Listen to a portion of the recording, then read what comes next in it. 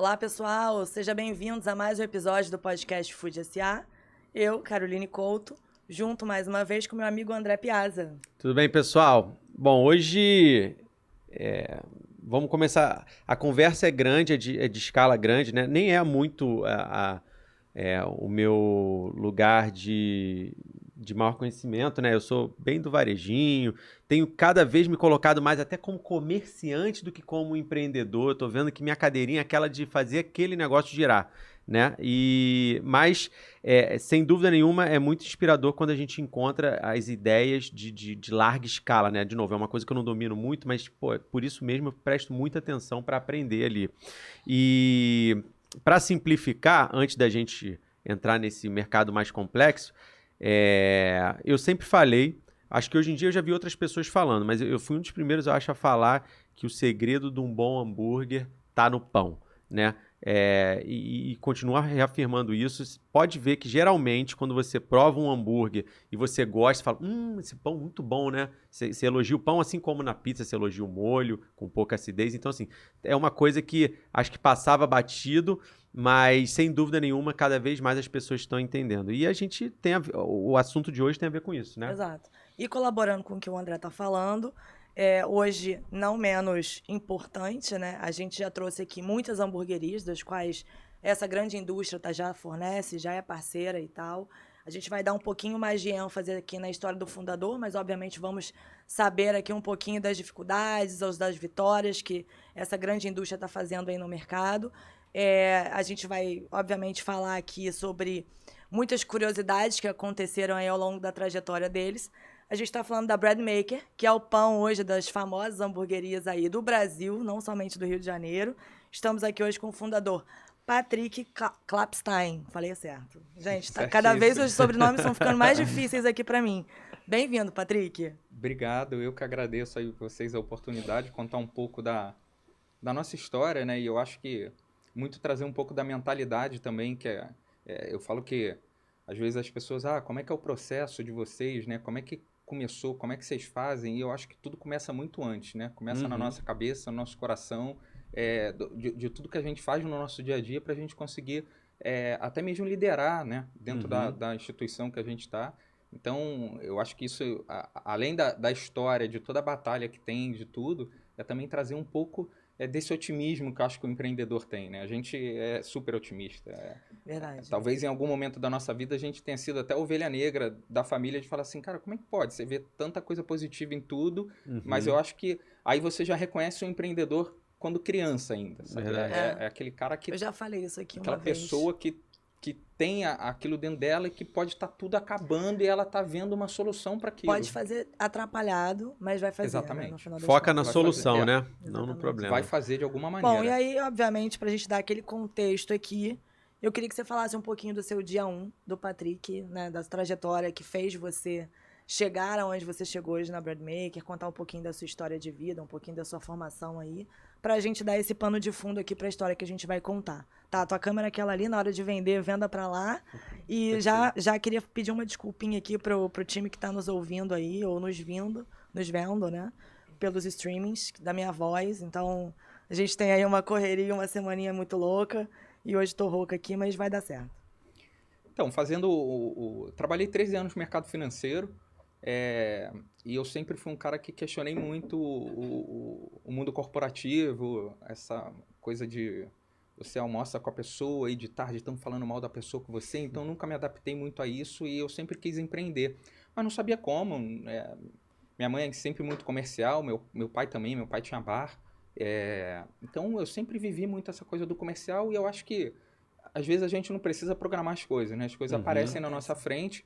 2013 eu saio do mercado financeiro e fico 6 meses sem saber o que eu iria fazer quando eu decido vender salgado. E aí na época eu estava sem dinheiro e eu falo assim, eu vendia salgado num Santana 99 e devia 300 mil. Mas isso não me impediu de 2014 eu comprar uma empresa e começar uma panificadora. Então, aquilo que eu falo de tudo começa na tua cabeça e no teu coração e o universo cuida do resto. Então, eu começo vendendo salgado, comprava numa empresa que tinha aqui no Rio, botava dentro do carro no isopor e ia visitando posto de gasolina, barzinho, e falava, posso deixar uma amostra aí? E ia lá, no dia seguinte voltava, trocava dinheiro, fui fazendo isso. Logo depois, eu trabalhei numa fábrica de salgado pequenininha ali em São Cristóvão, me chamaram para fazer a parte comercial, fiquei 4, 5 meses lá, nunca recebi R$1, mas no meu último dia lá, eu olhei para a produção e falei, cara, se é isso daqui, eu sei fazer. Se é isso daqui que eles fazem, que era uma produção muito manual de italiano, né, coxinha, essas coisas, eu sei fazer, e a gente já tinha contrato com algumas outras empresas que eu era comercial e eu conhecia.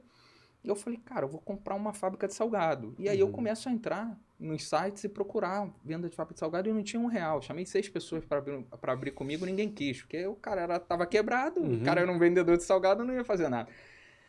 E aí, quando eu decido e acho uma fábrica de salgado, e nesse meio tempo, o que eu fiz para me sustentar também? Eu fazia pizza, mini pizza, brotinho para colégio. Então, como eu ia visitar os colégios também, eu identifiquei que eles tinham um problema na pizza, não entregavam. Então, eu comprava a pizzazinha do supermercado, montava com calabresa ali, mussarela, Você mesmo molho. montava? Eu mesmo montava no sábado e no domingo, e entregava durante a semana. Então, a minha... Você já tinha sua fábrica de Eu salgado já tinha em minha casa. fábrica em casa. E a minha família, todos os freezer tinha salgado e pizza.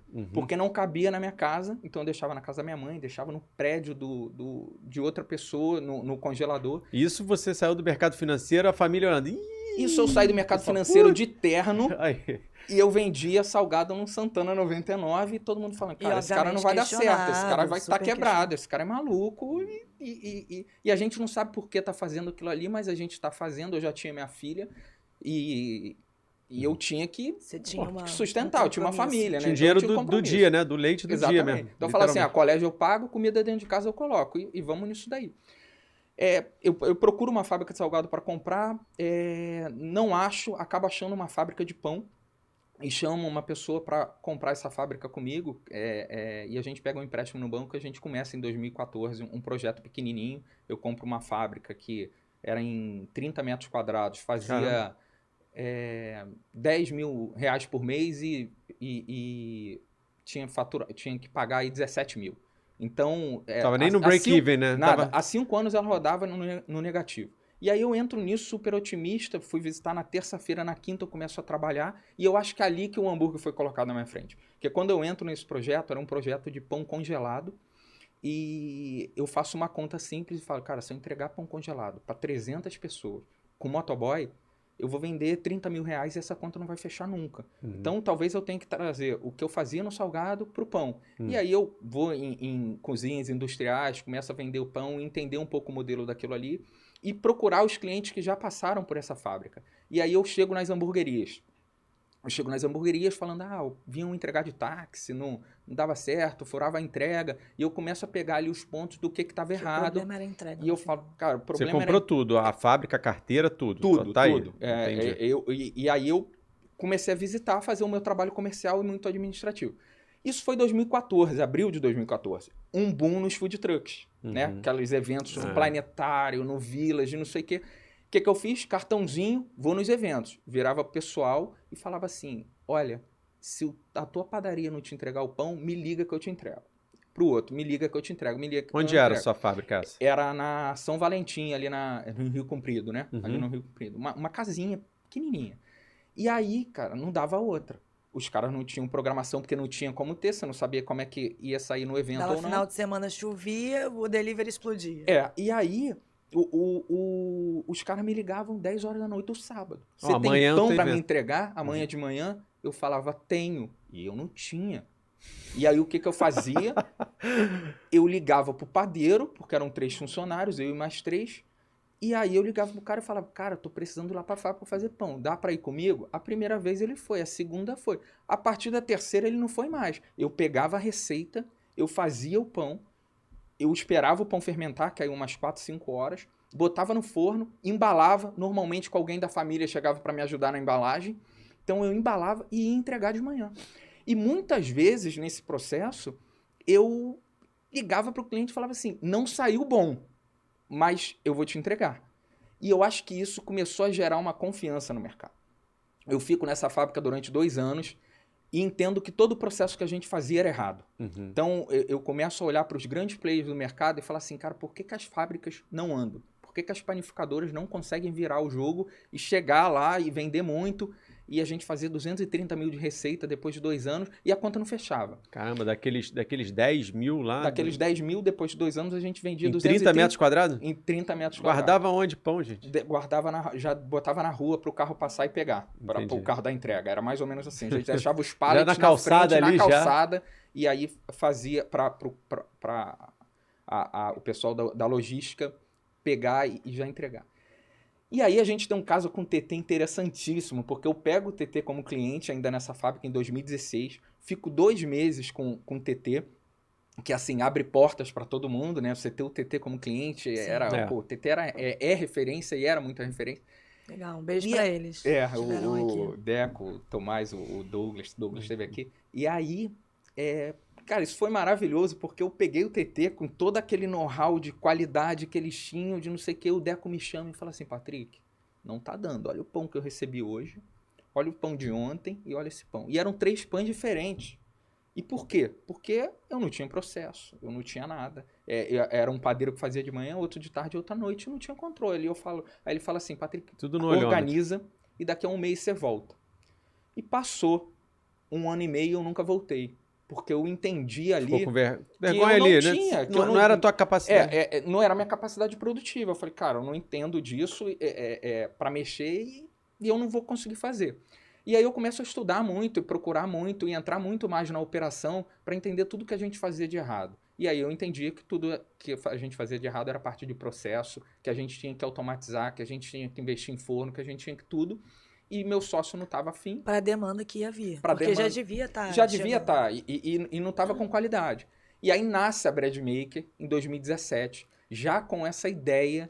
eu saio no final de 2016, 2017 a gente começa a Bread Maker, já numa estrutura muito maior. Então a gente faz um investimento num grupo automático, a gente já compra um forno muito melhor e a gente vai para um espaço muito maior. Então até 2017 não tinha uma marca, ou tinha? Não tinha uma marca que era referência, Entendi. né? Você tinha talvez outro concorrente que fosse... Você tinha um nome de uma empresa, mas não era Bread Maker ainda. Não era Bread Maker. E como que... Da onde veio o nome Bread Maker? Era uma das perguntas que a gente tinha aqui. A Bread Maker veio de uma conversa telefônica, a Carla, que é a minha esposa e sócia, ela com a irmã, e aí ficou naquele negócio de nome, vai nome, e a irmã dela, que hoje toca até a operação de Brasília nossa, falou, por que não Bread Maker? E aí quando veio isso, na hora dá o estalo, né? Porque você sente, intuitivamente você sente as coisas. Aí fala, puta, é isso, o nome tá aqui, agora vamos desenhar essa marca, como é que vai ser? Então no início tinha um chapéuzinho, e aí depois a gente foi desmembrando a marca para isso. E nasce a Bread Maker para fazer 200 mil pães por mês, que era aquela receita que eu fazia, só que eu queria fazer com qualidade. Entendi. E eu falava, agora eu tenho que fazer padronizado. Então ali foi a profissionalização da empresa mesmo, para a marca ter o valor. Para a marca ter... A ideia nossa era assim, a gente não vai ter a figura do padeiro dentro da fábrica. E veja bem, o padeiro faz pão absolutamente bem. Mas num processo industrial, você precisa ter isso muito bem desenhado. E o padeiro muitas vezes é artista. Então, quando ele é esse artista, ele foge um pouco daquilo ali. Então, tem que criar, né? Ele tem que criar e eu precisava ter isso muito bem desenhado. Então, a gente desenha e entende que a gente tem que treinar pessoas que não sabiam sobre pão. E não pode depender do humor dele, não pode depender se, né? Tem que ser padrão, muito, é padrão. Porque entra o ego ali da pessoa, pô, a criação é minha. Então a gente procurou zerar isso, criar uma receita e nós trabalhamos o primeiro ano da Bread Maker de 2017, ali abril de 2017 até o final do ano, vendendo nada, fazendo 6 mil pães por dia e vendia 80 mil. Então vendia menos do que eu vendia na fábrica anterior. Mas você aumentou a tua capacidade de produção? Muito, aumentei. Eu tinha capacidade ali para fazer 800 mil pães por mês. Já era onde é hoje? Foi na Newton Prado, na rua paralela aonde é. A gente mudou em 2019. Pelo que eu entendi, assim, na maioria das histórias dos empreendedores iniciantes, ou até na maioria dos empreendedores, né, tirando quem desponta e vira uma indústria igual você virou, ali já é a figura, onde você estava até 2017, já é a figura do cara bem sucedido. Porque o cara assim, pô, do nada, olha a história, de faturamento 10 foi para 230. pouco importa o lucro líquido, sim. né? Mas o cara, porra, Tá girando. no mínimo ali tá levando 20 mil pra casa. Tá lindo, de novo. Você olha a história toda que você contou antes de salgados e tudo mais. E aí muito cara para por ali, aí começa a dar uma remendada aqui, pinta ali, não sei o que, e fala, não quero mais que isso. Ele nem talvez se imagine, ele acha que já chegou onde ele tinha que chegar. E aí você fala, não, agora é o degrau 1 de uma nova fase. E aí, nessa nova fase, quando você fala que você já não começa já vendendo mais, é porque também você criou critérios você deixou de atender muita gente também. Aquele cara que... Você era antes o cara versátil que me liga a qualquer hora que eu te entrego. Aí você já não é mais isso. Você fala, já começa a padronizar mais as coisas e tentar encaixar que é a primeira mudança sua de pele, né? Como a cobra. Você tem que começar a encaixar o cara dentro do teu processo, só que o cara não tá encaixado, porque ele te conhece de antes. E é difícil. Então, isso é muito difícil. O cara acha que você tá metido, o cara acha que você... E, cara, você tá fazendo tudo pro bem final, pro pão ficar bom pra cacete. Porque se você não começar a colocar regra, a coisa não vai funcionar e vai bagunçar. Né? Não, e processo é fundamental. E assim, infelizmente, para crescer, você não pode ficar rígido o suficiente a ponto de você não conseguir mais atender, né? Mas eu acho que o processo é necessário. Agora, como que é você casar o processo, que precisa de uma certa rigidez ali, né? Você tem que falar não, em muitas das vezes, e a flexibilidade, porque as duas coisas têm que andar juntas, né? Não dá para você não colocar isso de mão dada. Até 2019... Cara, foi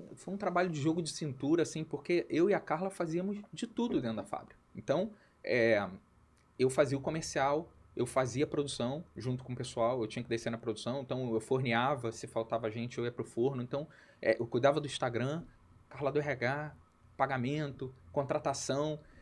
E aí você começa a fazer isso tudo, que é um outro momento seu, que é aquela coisa que todo mundo tem acesso a você, todo mundo chega ali, todo mundo fala, e você tem que ter esse jogo de cintura, de falar pro cara pra onde dá e pra onde não dá. Então, é muito uma coisa de você ser realmente comercial e ser muito educado. Eu acho que isso foi um aprendizado que eu tive, assim.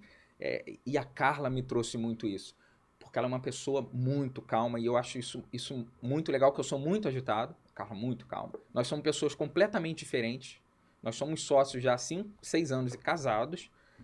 E é o que eu falo, você pode ser diferente da pessoa, mas os valores têm que ser os mesmos. Quando os valores são os mesmos, tudo dá certo, você não discute.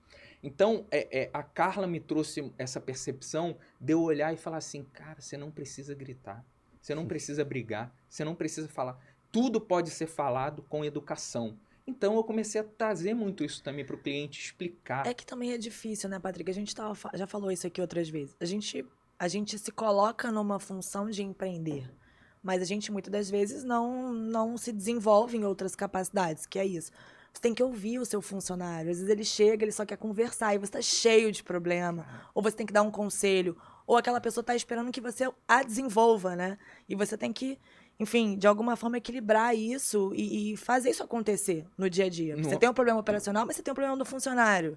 Não é só o negócio, né? É tudo que envolve aquilo ali. Eu falo que o grande lance da vida não é você chegar com 60 anos e quanto dinheiro você tem. Isso é consequência. É quanto você desenvolveu daquilo ali. Exato. Então, quando eu olho hoje o Patrick lá do mercado financeiro e olho hoje, eu falo, cara, eu me dou um banho de quando eu era novo. Eu sou muito melhor do que aquele cara que começou lá atrás. E talvez coisas que você criticava da estrutura que você trabalhava, hoje você fala, putz, até porque a gente critica por complexo. Exato. Muitas vezes a gente critica por a gente não conseguir fazer. Então, às vezes, chega um cara ali com o carro e fala, pô, nunca vou comprar um carro desse. Não tem nem como pensar em comprar aquilo ali. Então, não vou viajar para tal lugar.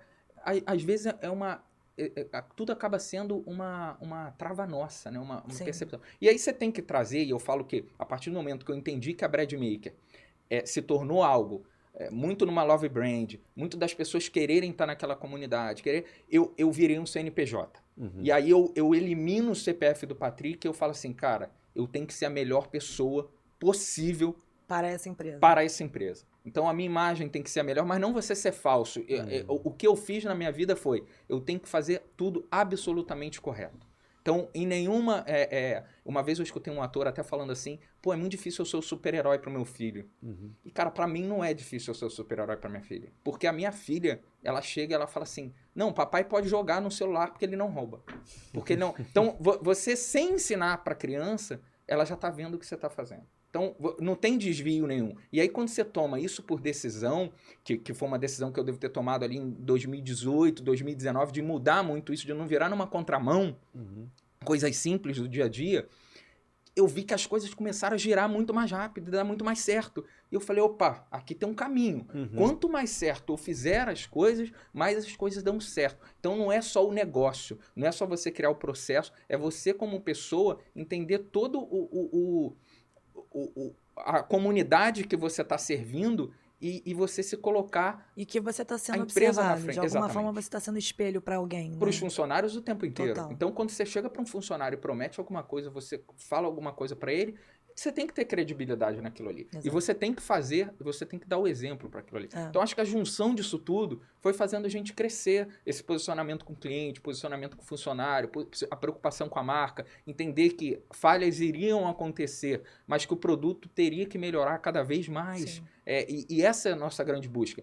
Então, a gente tem uma primeira receita de 17 a 18, que eu chego em dezembro de 2017, a Carla vira para mim e fala assim, acabou o dinheiro.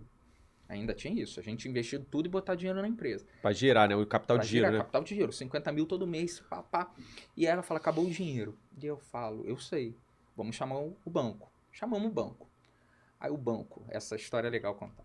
Eu tenho 60 mil para emprestar para vocês, mas tem que pagar em 12 vezes. Eu falei assim, pô, a gente não tem para pagar em 48. Como é que eu vou pagar em 12? Aí falei, Carla, vamos pegar e eu vou prospectar. Eu vou pra rua agora, vou esquecer que a gente tem que fazer o produto ideal, eu vou pra rua. E aí o primeiro cliente que eu procuro, TT Burra. Aí eu vou lá no Douglas e no Deco e falo, pô, olha só, tô com a fábrica, agora tá legal, padronizei, não sei o quê. E aí tem uma frase muito legal, porque o Deco fala assim, o Patrick merece uma segunda chance, porque ele foi o único cara que chegou pra gente e falou que não dava pra atender. E aí eu volto pro TT já em janeiro de 2018 e o TT tá com a gente até hoje. É uma parceria maravilhosa que a gente tem. Então, como é importante você plantar também lá atrás, Sim. você ser sincero. Deixar as Honesto. portas abertas também. né? Deixar- Isso eu uso muito para atendimento de restaurante até. O cara tá engasgando ali, tá? Você vê que você já identificou, você é cliente, tá com fome, você tá super urgente. Você vê que o cara tá com um problema, né? Ele esqueceu o pedido, caiu no chão, não interessa. Alguma coisa tá atrasando o seu pedido. E aí a maioria das pessoas se escondem, né? Não vem falar para você, olha, desculpa, eu sei que você tá meia hora morrendo de fome, eu esqueci de lançar o seu pedido. Cara, se o cara fala isso, fala, pô, bicho, então traz uma Coca-Cola, traz não sei o quê, vamos dando um jeito enquanto o pedido saiu, não vou querer, né? O que a gente ensinou A satisfação, né? na fábrica? Teve uma vez que o pessoal do atendimento nosso chegou e falou assim, Patrick, o cliente está perguntando onde está o pão. O que eu falo? Aí eu virei e falei assim, aonde está o pão dele? Não foi feito ainda. Eu falei, você vai falar que não foi feito. Por quê? Porque vai chegar para ele 11 horas da noite, mas ele vai saber que vai chegar 11 horas da noite. Sim. E a partir do momento que eu falei isso uma vez, foi replicado para todo mundo. Então, assim, você dá a posição certa, que é uma coisa que culturalmente a gente tem muita dificuldade, faz com que o cliente se sinta tranquilo. Eu nunca tive problema quando eu dei a posição certa para o cliente. E todo mundo quer isso. Nem que seja pra falar, cara, Patrick, então vou comprar cara- um outro aqui. Exato. Pelo menos A gente vai se virar de você não outra me enrolou maneira. até a hora de eu abrir minha loja e não ter pão. Exatamente. Eu dei um jeito. E o né? problema de um é o problema de todos. Isso vai acontecer. Em hora ou outra. Você pode mudar o fornecedor, isso vai acontecer. É como você reage, entendeu? É isso que eu sempre falo lá. Agora, Rapidinho. Você tá falando aí do desenvolvimento, você falou dessa mudança, dessa virada de chave, da fábrica e tal. Eu sei que vocês participaram de um programa da Endeavor de Scale Up lá, que faz desenvolvimento para escalada das empresas e tal. O quanto que isso agregou para vocês para esse momento desse futuro, né? Que naquele momento era futuro e hoje é presente. Assim, eu falo que a Endeavor foi uma faculdade em 6 meses, sabe? O que eu aprendi lá na Endeavor, o que eles fazem, o que eles te dão de abertura para você ter acesso a qualquer pessoa que você queira perguntar algo, é algo, assim, inexplicável. Foi Só lá quem que você buscou o participa- desenvolvimento? Não, então, a gente já vinha com uma pegada muito, muito boa, numa crescente muito boa. A gente participou da Bebidas e Alimentos Brasil final de 2020.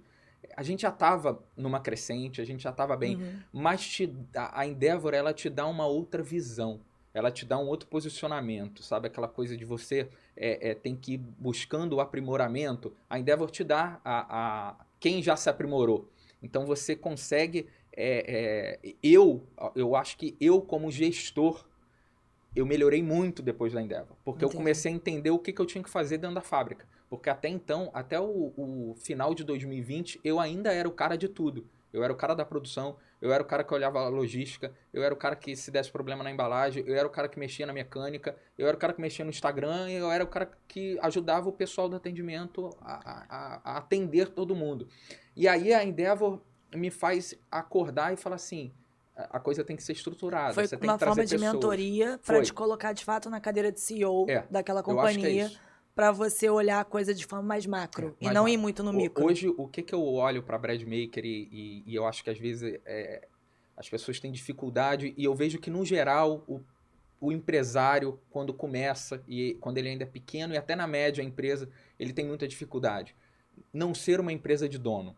Então, a Bradmaker, ela não é uma empresa para depender do Patrick ou da Carla. Ela é uma empresa para existir. Hoje, os funcionários que nós temos, eles são muito melhores do que a gente. O meu nível de gerência, de coordenador, eles sabem muito mais do que eu da operação. O que o Patrick sabe fazer? Eu acho que eu sei falar os nãos. Eu não sei o que eu tenho que fazer, mas eu sei o que eu não tenho que fazer. E veja bem, isso é muito mais importante. Você sabe, porque eu falo muito isso pro time. Existem 100 maneiras da Bradmaker dar certo. O André faz, a Carol faz, o Patrick faz, a Carla faz. Agora, tem uma maneira que se você fizer, ela vai dar errada. E aí, se você tomar essa decisão errada, e os erros acontecem, você só não pode tomar a decisão trivial errada. Que eu vou dar um exemplo de uma, que eu até falo muito sobre isso. Você fazer vários produtos. A gente deu certo porque a gente focou no hambúrguer. Não adianta você querer fazer tudo. Não adianta chegar ali um grande cliente e falar assim, você faz torta para mim? Aí você fala, putz, é mais 150 mil em venda, eu vou fazer. Cara, tu não vai fazer bem. Tu não vai fazer bem nem o que você estava fazendo, nem o coisa. Por quê? Porque você tem que ganhar produtividade. E você só vai ter produtividade fazendo o mesmo produto. Então a Bradmaker, ela é montada... E produtividade, isso, e para fora, reverbera como referência, né? De alguma forma. Exatamente. Você é especialista naquilo ali. Top of mind. Né? Quando a gente montou, a gente falou, eu quero fazer só brioche australiano. Hoje, o brioche é 60% da minha venda. Se for olhar a massa de brioche, que tem um Prime também, é 75% da venda e o australiano é 10%. Eu tenho 85% da venda em 3 produtos. Então, isso me dá o quê? Eu sou especialista no brioche. Essa autoridade nisso. Eu sei fazer muito bem aquilo ali e enquanto a gente não saturar esse mercado e não estiver fazendo num padrão maravilhoso, a gente não vai jogar outro jogo. A gente vai jogar esse jogo. E você tem um mercado aí na mão. Isso é muito importante. O mercado é muito grande de panificação. Mercado de 90 bi ano. Então, você pegar ali a industrializada, talvez dê uns 20 bi. É um mercado e está na mão de... Está no monopólio. Então, assim, tem muita oportunidade. E o que eu acho legal também falar é assim, as outras fábricas, sabe, que... a gente sabe que a gente mudou. Eu não vou falar que a gente não mudou o patamar da panificação. A gente jogou a régua para cima. O cara sabe que para concorrer com a gente, ele tem que ser bom. Então, a gente fez todo mundo melhorar. O nosso pão em 2017 não era bom. Em 2018, eu viajo para Disney, no meado de 2018, eu vou no Walmart e eu compro um pãozinho lá do Walmart e eu falo com a Carla, é isso aqui. Isso a gente não tem lá. Era um pão do mercado de lá. Só que o brasileiro, ele aceita coisa ruim, que é o que a gente tem muitas vezes por causa do preço. Eu trago esse pão e começo a tentar fazer algo muito similar. Hoje o nosso brioche é muito similar àquilo ali. Como o pão do Outback australiano foi referência pra gente, no nosso australiano. Você fala assim, é igual? Não. Mas se você botar, fazer um teste às cegas, vai dar meio a meio. E o Outback é bom pra caramba, aquele australiano. É uma referência. É uma referência. Então você se especializar no produto, você saber o que você é bom, é muito importante. E uma vez o Joel, que é aquele nadador, né, ele falou uma coisa... Que, Joel J, né? O Joel J. Ele falou assim que eu levei isso pra vida. Tudo pra mim é não. Porque o sim é óbvio. E aí eu falei, pô, não sei é não, talvez é não... E é verdade, porque se for para você fazer, o sim já vem na tua cabeça na hora. Então, você saber falar o não, como eu tive amigos que falaram, pô, por que você não faz fermentação natural, tá bombando, não sei o que. Eu falo, cara, não é nosso negócio. Não é nosso negócio. Hoje a gente tem tamanho para talvez acoplar, ter outros negócios dentro da estrutura? Tem, mas a prioridade nossa é a automação, é tornar a linha toda automatizada, é fazer investimento, é ter cada vez mais padrão. E isso que você falou é muito importante, assim, eu ia até perguntar no meio daquele caos, porque assim, é difícil você estar focado na operação de hoje para resolver um problema de hoje, seja uma fatura, uma duplicata, enfim, né, o seu fluxo de caixa hoje, que é um assunto urgentíssimo, mas ao mesmo tempo você saber enxergar aonde você quer chegar. Porque ou você fica aqui e aí você deixa de remar para onde você tem que ir, ou você fica remando para onde você tem que ir, você não está vendo que você não vai ter combustível para chegar até lá. Então, acho que você foi muito bem aí, né? Até onde você falou de fazer as duas coisas, porque é muito difícil, né? Então, ou você se entranha na operação e deixa de ir para onde você tem que ir, ou você só vai para onde você tem que ir, mas vai faltar combustível. Que é o que acontece muito, isso que você está falando. O cara tem a empresa e ele vai focar no financeiro. Uhum. Ele é o financeiro, ele é o cara que compra tudo, que não sei o quê. Cara, dificilmente você vai escalar a tua empresa assim. Uhum. Eu tive a sorte de ter a Carla. Uhum. Então, assim, eu não olho uma conta a pagar, até porque eu não sou bom nisso. Uhum. Então, a gente se completou muito, foi um complemento. Ela cuidou de toda a parte que eu não era bom, Uhum. e ela é super regrada com aquilo ali, administrativamente, RH, embalagem, que era uma parte que eu não dava atenção, porque eu me preocupava muito com o produto, e como eu estava na produção, ela pegava a embalagem. Logística, ela durante muito tempo fez a rota, e então ela me deu a tranquilidade de eu falar assim, é cliente, produto, cliente, produto, cliente, produto e marca, cliente, produto e marca. E até hoje eu foco muito nisso. Perfeito. Então, acho que foi você achar também uma pessoa... Você levantava o voo e ela ia organizando ali. Eu falo isso é perfeito. Eu sou um trator que eu vou abrindo ali o caminho e alguém tem que vir organizando. Porque eu penso lá na frente, eu falei para vocês, hoje eu penso em como que a gente vai montar uma fábrica toda automatizada, já bolo isso na minha cabeça, já vejo o investimento que a gente tem que fazer e trabalho para isso. E aí, uma hora eu chego e falo, é agora, vamos fazer. E aí eu preciso de pessoas para fazer isso. Eu falo sempre isso lá na empresa. Eu tô no futuro, galera. Vocês estão no presente. É isso. Eu falo pro time hoje, eu sou o cara que eu vejo a próxima curva. Vocês tocam hoje a operação. Então é muito legal que fala assim, você viajou, como é que ficou a operação? Hoje a operação não depende de mim. Eu só preciso direcionar. Não vamos perder o foco, o produto é esse, o cliente quer receber isso daqui. E mesmo assim a gente perde. Mesmo assim a gente oscila. Então, assim, é um caminho difícil. Não é um caminho fácil em qualquer setor. Qualquer setor. E outras duas coisas que você falou importante, você mencionou rápido, mas é importante, e eu tiro muitos insights disso, negócios de outros lugares. Você falou que foi para os Estados Unidos, achou um pão no Walmart, e aquilo foi uma curva que mudou. O pão do Outback serviu de referência. Então, as referências sempre são importantes. Sempre tem alguém já fazendo alguma coisa que pode ser interessante no seu contexto, seja fora do país, ou numa outra cidade, ou enfim. Ou o cara fazendo na frente da casa dele uma coisa que poderia estar sendo vendida no Brasil todo. Então, tá atento, aberto a isso, né? E falar não, que é outra coisa importante que você falou, porque, se de novo, eu, nas minhas pequenas andanças aí, nos meus pequenos empreendimentos, eu acho que quase que diariamente chega gente pra mim e fala, porra, tem uma lojinha ali, pô, que eu não sei o que. Imagina você, nesse tamanho que você tem hoje, quantas empresas, os seus próprios clientes, né? Quantas pessoas não te chamam para empreender, para fazer outras coisas, né? E aí você tá firme nisso, é muito difícil, cara. É muito difícil. Você não perder o foco, né? Você saber o que você tem que fazer. É muito fácil desfocar, né? É muito fácil desfocar. E foi uma coisa que todo mundo da Endeavor me falou. Todos os mentores que eu tive falaram assim, não perca o foco.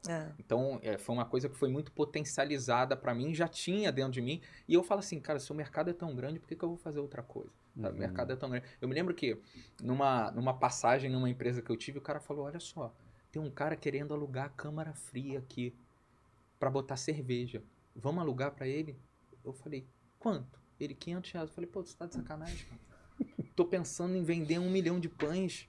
Sabe, você tá me trazendo um negócio dele, pra que eu vou desfocar daquilo ali? Esquece isso. Sabe? E por isso acabou essa minha sociedade na outra fábrica, porque eram objetivos muito diferentes. E aí é quando eu encontro... E talvez quando você pensa a curto prazo, o longo prazo, ele facilmente passa. Né? Facilmente passa, porque você tem que focar a tua energia onde você quer chegar. Cria. O metaverso não existe de hoje. O metaverso sempre existiu. Tá na nossa cabeça. Você cria aquilo ali e, cara, o universo vai te trazer. As pessoas falam assim, o que você tem medo? Eu falo, cara, eu tenho medo do que eu penso.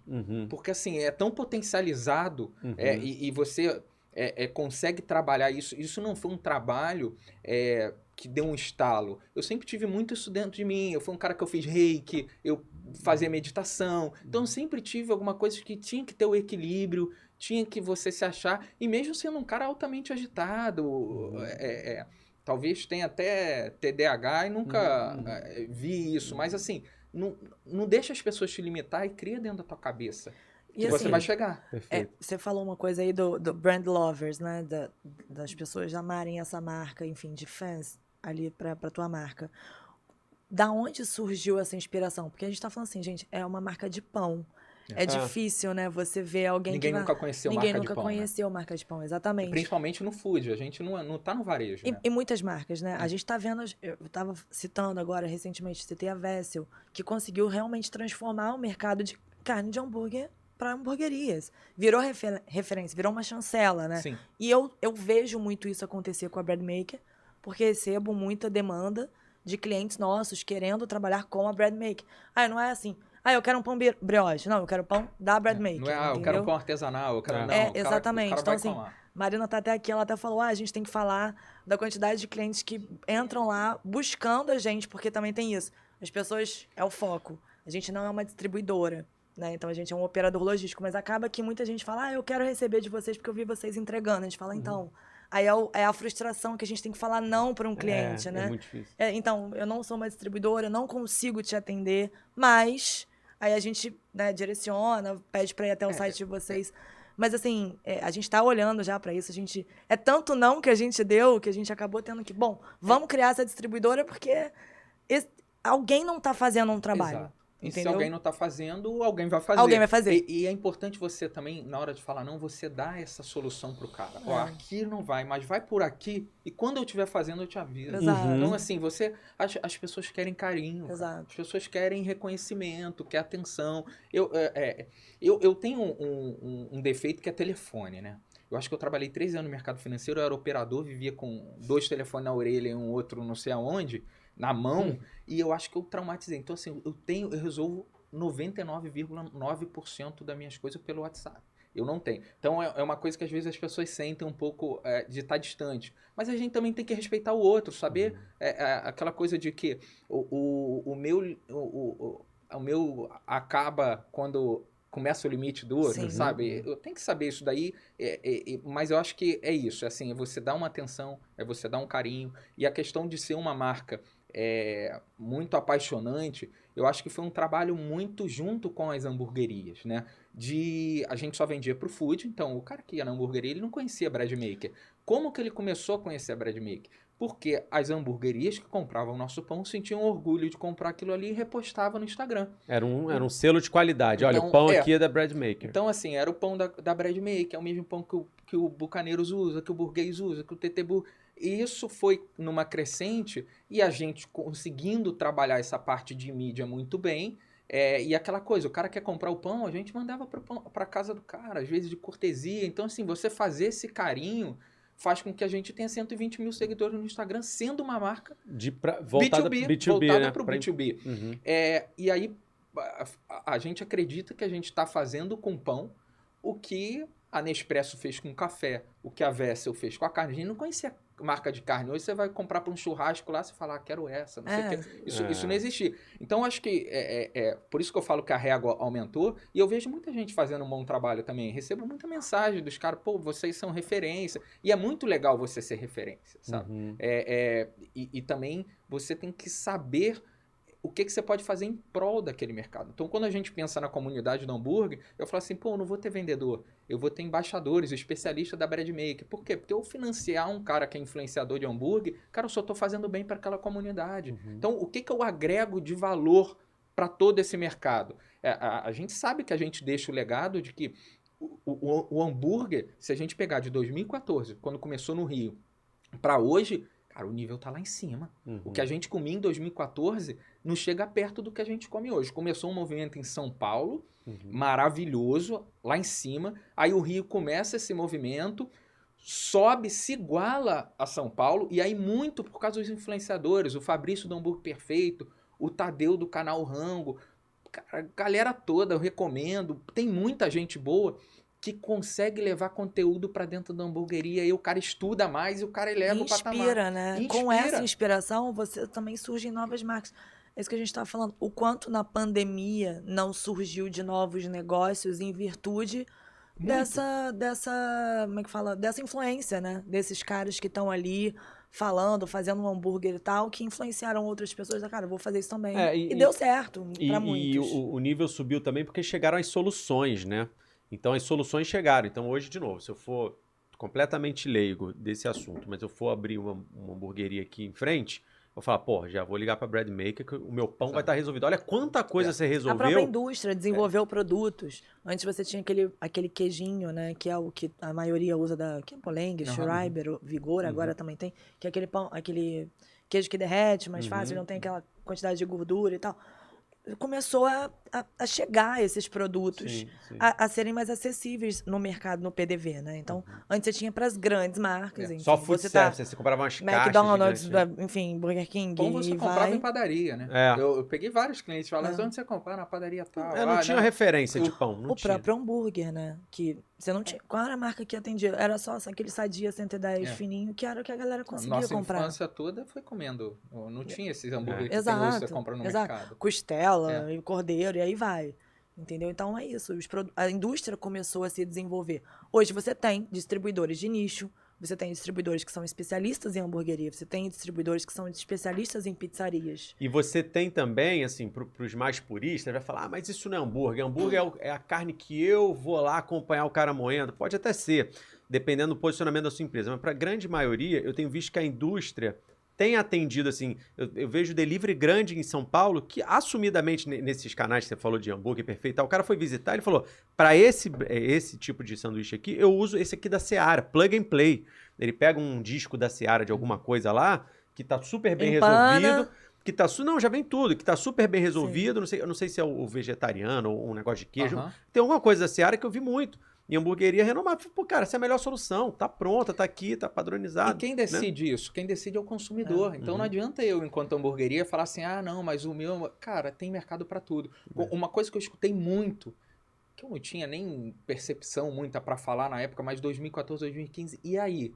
As hamburguerias vieram para ficar... Aí, ou tem muita já, e só cresceu desde então. E eu sempre falei assim, cara, as hamburguerias não brigam entre elas.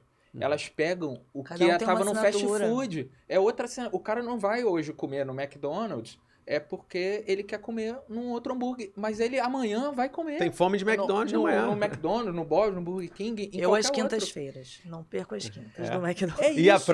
a prova disso é que dentro de uma mesma Dark Kitchen, você tem 3 hamburguerias. Sim. Aí você tem o Smash, aí você tem o hambúrguer normal. Foi o pessoal do TT falou aqui, né? Tem o 3 gordos, tem o TT e tem o Marola agora. Marola, exatamente. Então, assim, tem o Tom Chicken, né? Também. O Tom Chicken também, então... Então, o mercado, você tem que também olhar, você tem que olhar a tua vaidade, o que você quer, mas você tem que olhar para o consumidor. Isso vai virar? Isso faz sentido? E eu falo que tudo faz sentido. Tem mercado para tudo, mas você tem que saber qual nicho que você quer. E aí, pegando esse gancho do nicho, eu tinha uma pergunta aqui sobre os canais escolhidos para você escalar, começar o teu negócio. Você já falou aqui muito que foi, enfim, abraçar a comunidade das hamburguerias e a recíproca também foi verdadeira, né? Eles também te abraçaram, né? Para esse just in time de entrega, de você dar o cartão e te ligar e você entregar. Eu acho que a confiança fez também você virar essa marca das hamburguerias e tudo. Mas como que isso se desdobra nessa estratégia de expansão da Bread Maker? Ainda é o food ou você está olhando o varejo também? Tem as distribuidoras? Aonde escolher o canal para estar? Então, a gente até hoje não mudou o foco, a gente entende que toda a nossa produção tem que ser para o B2B, tem que ser para o food, porque a gente, mesmo crescendo muito, ainda tem espaço no food. Então, a gente tem que saturar aquilo ali e entregar muito bem esse serviço. Então, todo o investimento que a gente faz é para crescer no food, expandindo nacionalmente. Venda direta. Venda direta e através de distribuidor, de parceiro, operador logístico, o que for. Olhando até muito mais para distribuidores e parceiros operando logisticamente para a gente do que a venda direta, porque a venda direta te limita, né? Eu sou bom em fazer pão, não sou bom em entregar. Eu entrego, mas eu não sou bom nisso. E é muito difícil você crescer nos dois, porque aí você tem investimento em caminhão, investimento em logística, inteligência logística, que também a gente não conhece. Sim. Então, a ideia nossa é crescer muito mais em distribuição. A gente sempre teve bons parceiros, então a gente nunca teve um distribuidor pequeno, sempre foi distribuidor que chegava realmente nas cidades, que era imponente naquele estado. Mas a gente fez um projeto há 8 meses atrás com o Zona Sul, que foi em cima da marca Paneto deles. A gente assina a marca ali, tem a qualidade que só a Bread Maker tem. E foi um projeto maravilhoso. Assim, o resultado, a gente não entrega tudo que o Zona Sul pede pra gente e a gente vende muito mais do que o fornecedor anterior dele. Então a gente viu que existe uma recompra, existe espaço ali no varejo e isso está plantado ali. Um dia a Bread Maker vai para o varejo, um dia a Bread Maker vai para o varejo, mas hoje, no momento certo. Hoje a Bread Maker, se você não tem um estabelecimento, se você não empreende no food, hoje você vai comer Bread Maker em alguns restaurantes. Então, quando você pedir lá, vou estar aqui o pão do TT Burger, você está comendo um pão Bread Maker. Mas a única possibilidade, é só Rio, né? A única possibilidade no Rio de você comprar o pão e fazer em casa alguma coisa com o pão da Bread Maker pessoa física é no Zona Sul. No Zona Sul, na marca Paneto deles, você vai lá, compra o pão de hambúrguer ou você compra o pão de hambúrguer também da Paneto o pão de hambúrguer da Paneto é nosso, o de hot dog é nosso e o brioche, que é grudadinho para lanche, que foi um produto que a gente fez mais infantil, até para entender essa demanda, é o produto que mais vende. Então, é maravilhoso. Se vocês gostarem de cozinhar em casa e quer fazer em casa o pão padrão hamburgueria, que acho que cada vez mais também, pandemia aconteceu muito isso, né? Então, pandemia as pessoas querem, vou comprar, né? Ficaram mais entusiastas, né? Então você já tem um pão de hamburgueria top hoje você tem a sua hamburgueria preferida e o seu hambúrguer preferido, que é o que você faz, né? É verdade. E aí, fazendo um hambúrguer preferido, se eu sou uma marca hoje, eu consigo desenvolver um produto para mim na Bread Maker? E essa pergunta é excelente. Né? Ó, saber dizer não. Ó, saber dizer não aí. Não, e isso eu escutava muito, porque todo mundo quer ter é a vaidade, né? É assim, eu tenho o meu pão, o pão da Carol, o meu tem papoula, o meu tem menos gramas. O que acontece quando você vai crescendo? Você tem que ter quantidade daquilo ali. Então, hoje a minha produtividade, ela se dá pela quantidade de brioche que eu faço na mesma receita, de australiano que eu faço na mesma receita. Qualquer coisa que não seja em larga escala, eu perco muito dentro da fábrica. Então, a gente não faz por perder e, segundo, por processo dos funcionários. Eles são muito bem treinados para fazer aquilo ali. A partir do momento que exemplo, a minha amassada sai de 1.200 e 1.200 pães. Se eu tenho que bater mudar o peso para mudar o peso, eu mudo o cara do meu estoque, a minha marcação, eu mudo quanto de farinha o cara da macieira vai colocar e eu mudo no forno também quanto carrinho que vai chegar ali. Então, e aí... A que nível você consegue manter essa diferença, até mesmo para embalagem diferenciar? Porque você não tem muito o que criar ali no pão. Você vai, de repente o cara quer um brioche diferente, como é que não vai misturar com o teu? Então isso eu sempre falei, cara, eu vou fazer, mas eu vou te entregar outro produto, porque ele vai se perder dentro da fábrica. Porque você imagina, 100 mil pães no dia. A gente faz 100 mil pães num dia. Isso amanhã, se eu fizer 200 de um, ele se perdeu ali no meio daquela...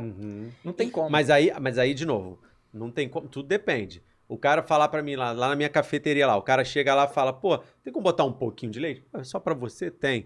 Mas não tem como, né? Tudo tem um limite. Então, assim, você hoje já deve estar num patamar que, assim, beleza, não dá pra fazer, André, tua hamburgueria linda ali, eu adorei, fui lá, não dá pra fazer pra você. Exato, aquele pão menorzinho, mais baixo, não dá. O TT tem um pão exclusivo. Então isso que eu ia falar. Mas tem um cara que você vai falar, esse cara é um dia de produção. O TT foi 2017, né? Então, mas o TT, ele justifica. Então, tem vários volume que justifica. O volume justifica. É volume. Para entrar dentro do processo, você tem que ter volume daquilo. Então, você tem hoje um número, por exemplo, alguém que está nos ouvindo aqui, que já tem essa ideia, esse interesse, qual é a volumetria? Você bota aí que para fazer um volume, você vai fazer uns 80 mil pães por mês para você conseguir criar uma receita então, justificar. Aí, galera. E veja bem, você justificar ter uma receita exclusiva não quer dizer que nós vamos aceitar fazer a tua receita. Sim. Porque os nossos ingredientes e processos, se eu mudar, eu mudo a cara do pão. E a Bread Maker não quer mudar a cara do pão. A gente tem algumas características que a gente respeita essa característica mesmo na tua receita. Então, exemplo, enzima, eu vou usar a nossa enzima, reforçador, gramatura. Então, vão ter certas coisas que vão ter que se adequar e ver se o nosso maquinário se adequa àquilo ali.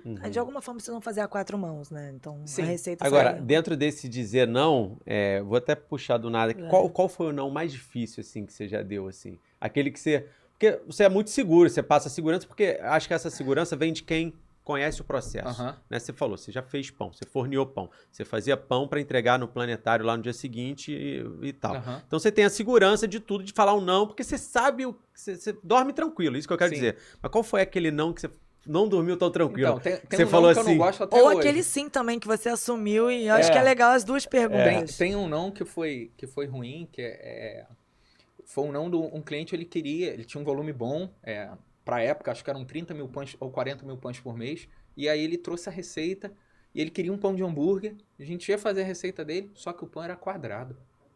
Era um pão de hambúrguer quadrado. Tipo do White Castle. Nesse estilo. E aí eu falei, não dá. Aí tentei convencer, falei que dentro do processo ali ia demorar muito, porque se eu tirar um processo de dentro da minha linha, eu caio de 800 mil de produção por turno num mês ali para 200 mil. É muito discrepante. Então, quando eu vou para o manual, não vale. E eu não vou conseguir dar escala naquilo. Por mais que o cara cresça, e aí eu começo a não ter que entregar bem. Então, esse foi um não que a gente leva. E eles até agora mudaram para um pão redondo, a gente já está negociando para entrar. Mas você vê, desistiu Um não que virou um sim, né? Virou um sim. E eu acho que... você perguntou qual foi a outra? O sim que foi, assim, desafiador, né? Tipo, você falar sim e falar, putz, e agora? Como é que eu vou fazer isso?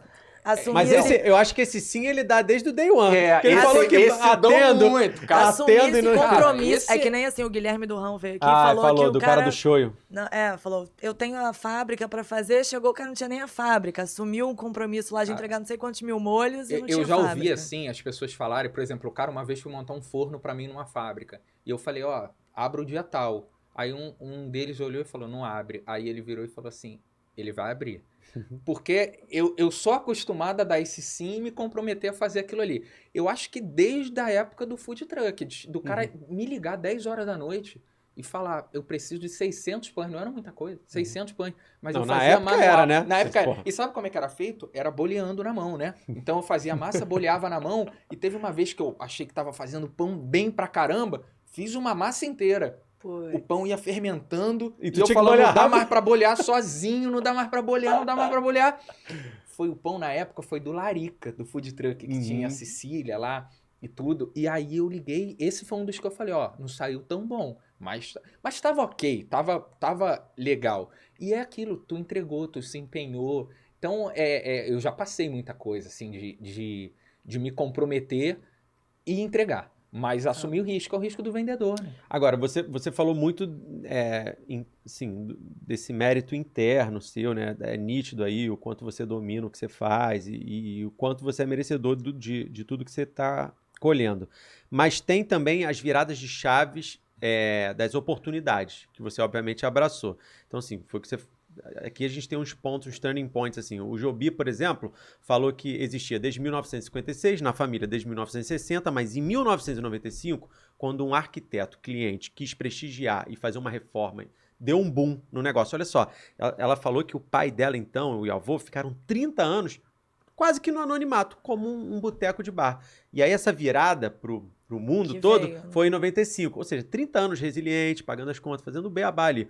Quando é que você viu que foi essa virada, assim, sob o aspecto de um contexto externo que tenha te impulsionado, e aí assim? você vê, né? Putz, a bread maker é a bread maker. Eu olho assim, a gente desde quando estava no negativo, 17, a gente olhava e falava assim, as pessoas acham que nós somos muito maiores do que nós somos. Então, mas isso é sempre a percepção existe. de todo mundo. A percepção de fora era assim, cara... E as pessoas me falavam Vocês estão assim... muito grandes. O cara da logística falava, Patrick, você não tem ideia de como estão achando. E eu falava assim, cara, não é isso tudo, sabe? Hoje a gente tem um tamanho, uma produção que talvez dá essa visibilidade, mas não chega ainda perto da marca. Eu acho que a marca é muito...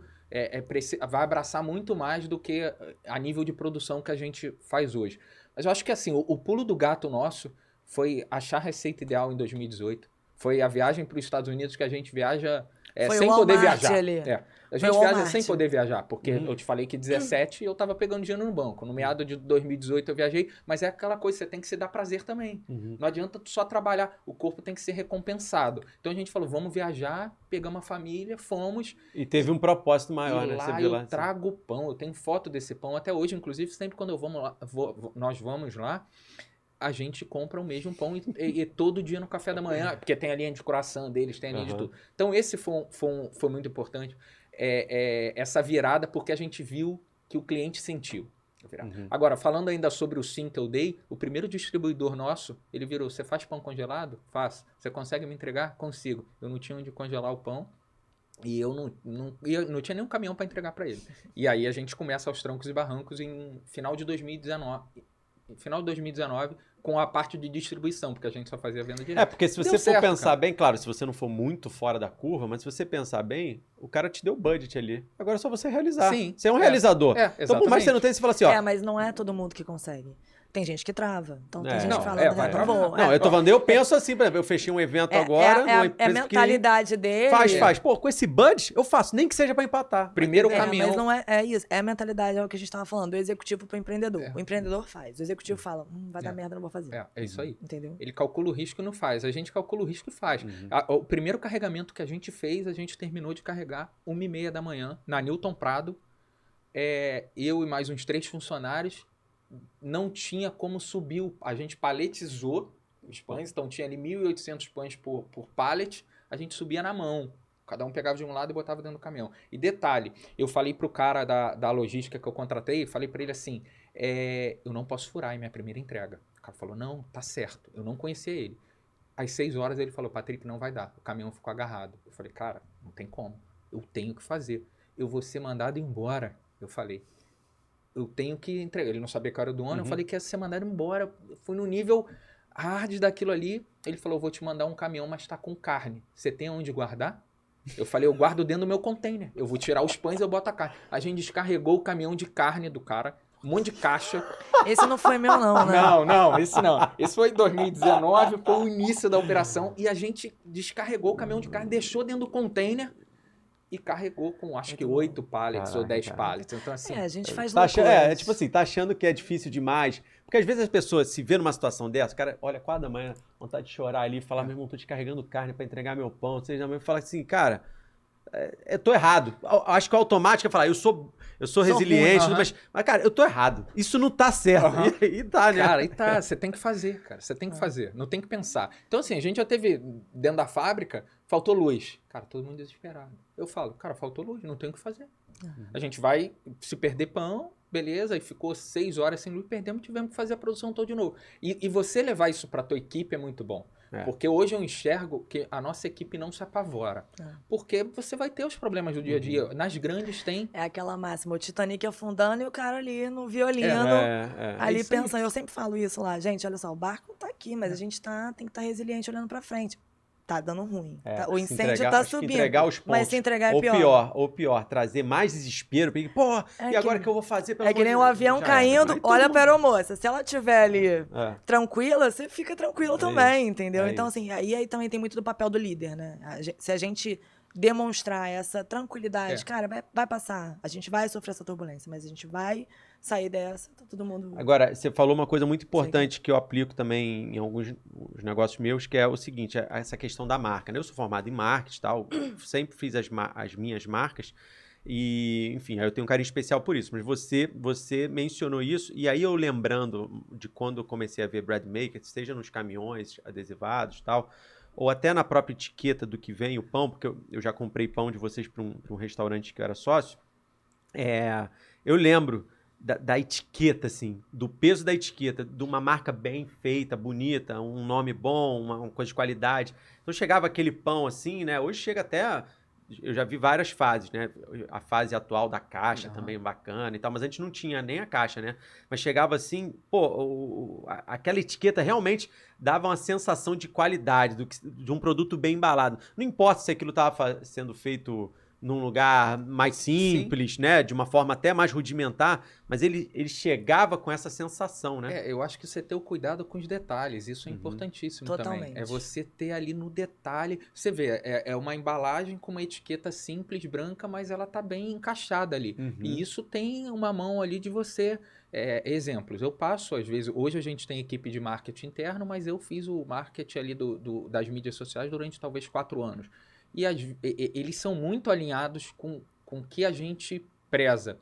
Mas, às vezes, raramente, eu falo assim, poxa, você não acha que isso pode trazer tal raciocínio e não é bom pra gente, isso daqui?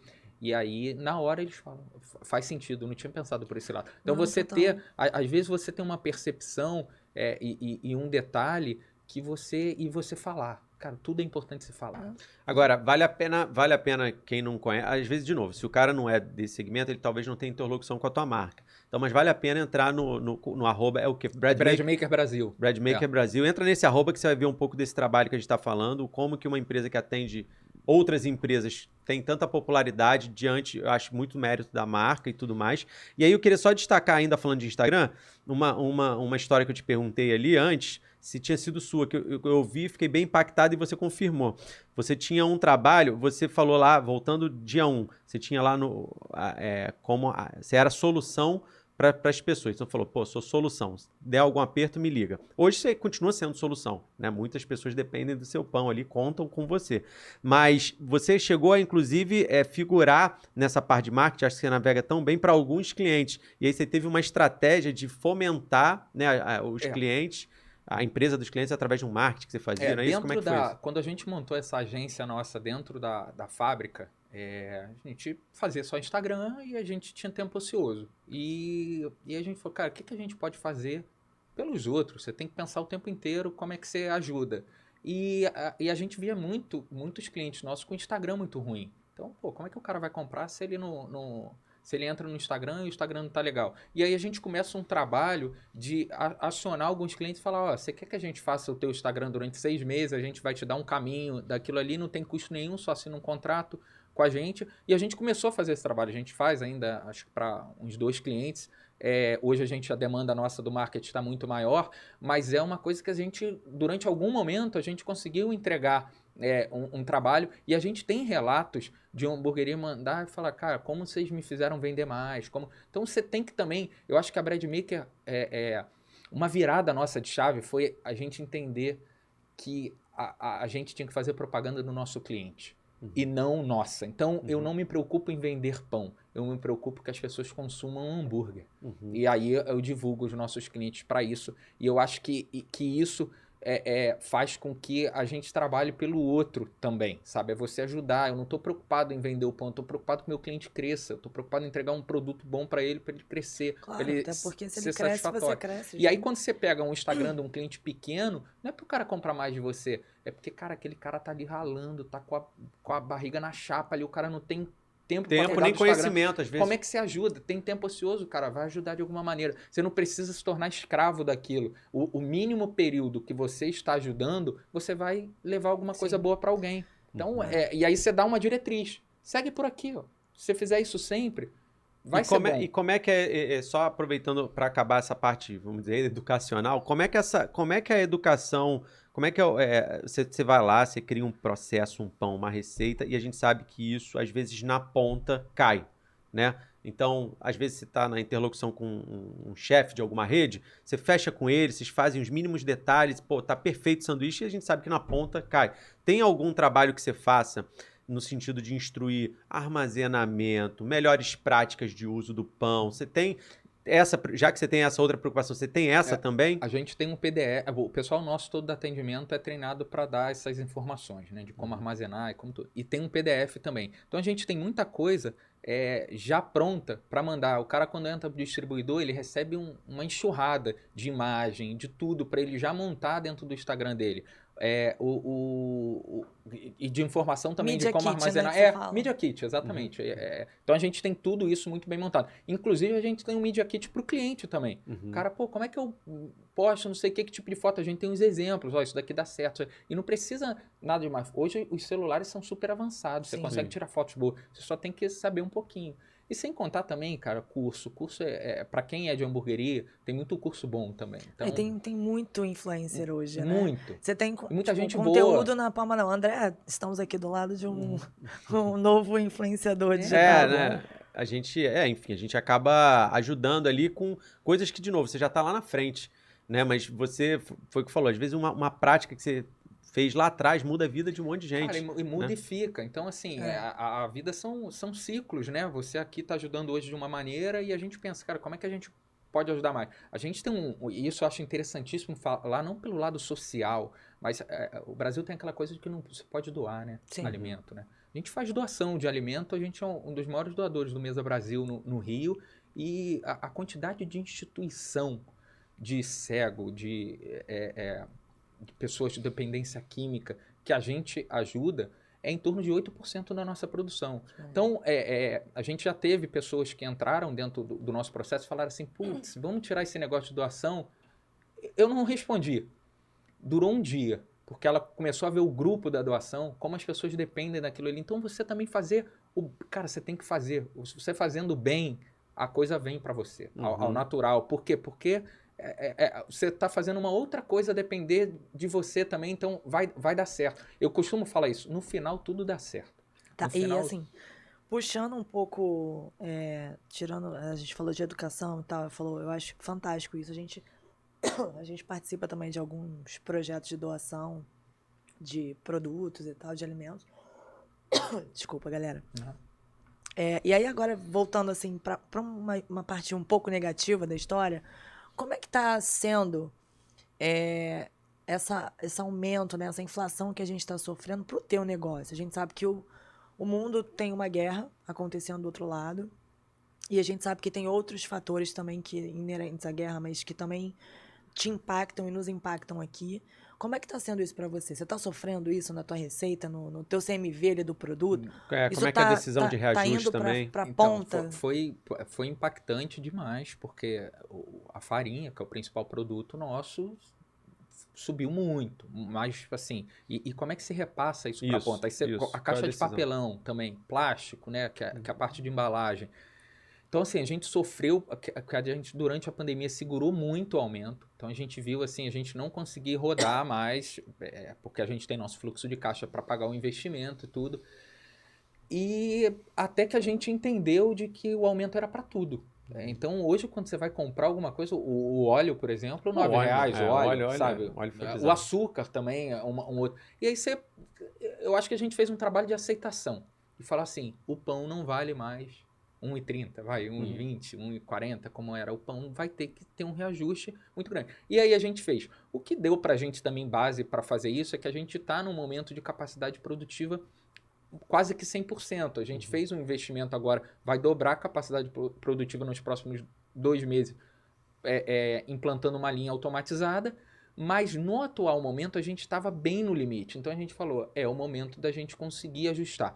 E o ajustar não é só, a gente pensa muito internamente, não é só para gente. É o da sobrevida ao pequeno, é o da sobrevida ao meu concorrente, porque eu se como player daquele mercado, como referência daquilo ali, aumento o meu preço, eu faço o cara conseguir subir 20, 30 centavos que dá sobrevida para ele. Porque a gente sabe que muitos não olham preço, o cara quer vender. E aí, eu tive uma vez um concorrente que a gente na época vendia pão acho que a R$1,10, a R$1,20, ele foi em todos os clientes nossos oferecendo 75 centavos. É uma loucura, porque ele não tem financiamento para ele segurar isso. Mas o cara não faz conta. O cara, ele quer vender, ele quer pegar, ele quer o status de estar com algum cliente, não sei o quê. E hoje eu acho que o mercado está muito maduro de entender que não é aventura, né? Então, assim, eu não posso ir para um aventureiro, se eu tô aqui, o negócio está dando certo, eu vou reajustar, e quem sofre é a gente como consumidor. Então, quando a gente vai comprar, a gente vai ter esse reajuste todo, tudo aumentando. E a gente vê isso desde o mercado até a E aí, interessante, você falou, geral. quando eu reajusto, tem um cara aqui, sei lá, o cara vende a 80 centavos, ele tem um pão inferior ao seu, né? Enfim, se é R$1, ele fala, pô, não posso ser R$1, senão ficar preço da Bread Maker, vou perder. E aí você reajusta, ele respira também, o cara e o mercado todo respira. E aí quando o mercado no Brasil sempre brigou muito por preço, você vê várias fábricas quebrando, várias pequenas panificadoras quebrando. Então a gente sempre teve muita coerência em entender que a gente não tem que brigar por preço, a gente tem que entregar um produto de qualidade que esteja num preço justo,